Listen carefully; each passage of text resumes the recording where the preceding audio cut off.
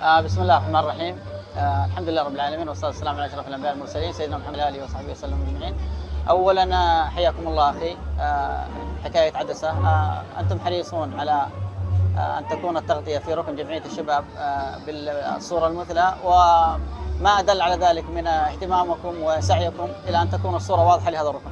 هذا الركن هو يمثل جمعية الشباب بالقنفذة حلي، والتي تسعى من خلال هذا الركن أن تعرف بأهم أنشطتها وفعالياتها خلال هذا الموسم وكذلك المواسم القادمة.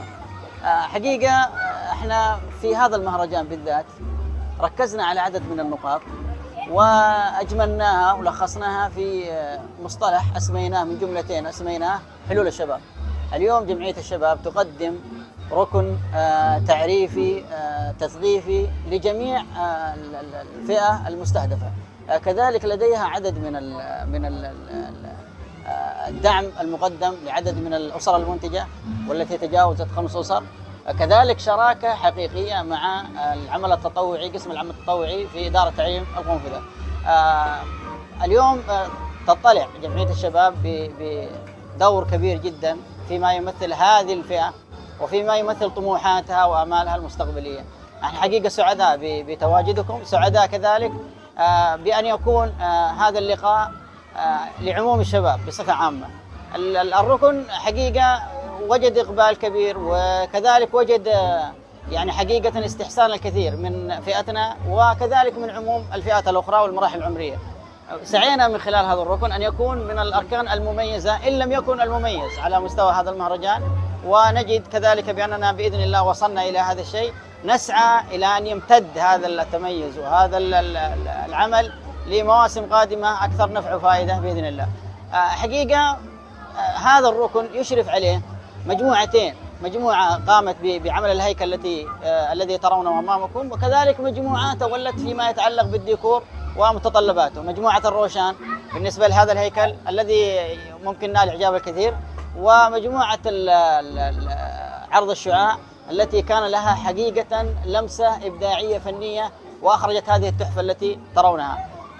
أنا سعيد حقيقة بتواجدكم، سعيد حقيقة أكثر بالعمل اللي يقدم داخل هذا الركن، خاصة فيما يتعلق بالأخوات الفاعلات حقيقة المميزات، الأخت شوق الأجوري، وكذلك الأخت طلة الفلاحي، وكذلك الأخت صالحة الفقيه. شكري حقيقة لجميع إخواني في جمعية الشباب على الاهتمام وعلى العمل الدؤوب خلال الفترة الماضية، وكذلك وجودهم بشكل شبه يومي للتنسيق والترتيب والتنظيم.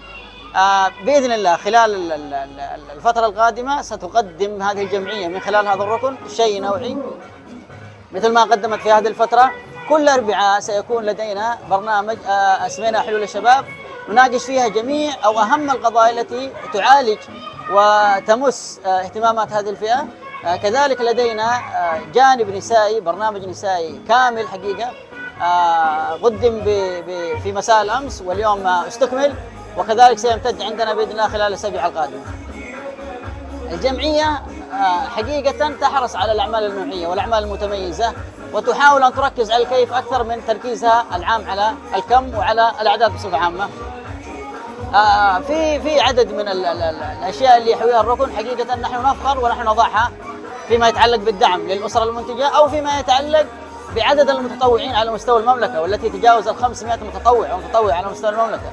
وهذا لم يكن لولا العمل الدؤوب والجهد الكبير والتعب المتواصل، والذي ينسب بصفة عامة لشباب هذه المحافظة، شباب هذه المحافظة الذين أولوا جمعية الشباب عناية كاملة، والذين قاموا مع جمعية الشباب وروجوا للعديد من برامجها. كذلك الشيء المهم في هذه النقطة أننا نركز على نقطة جوهرية، وهي أن هناك عدد من الجهات المانحة حظيت بثقتها جمعية الشباب وقدم هذا العمل.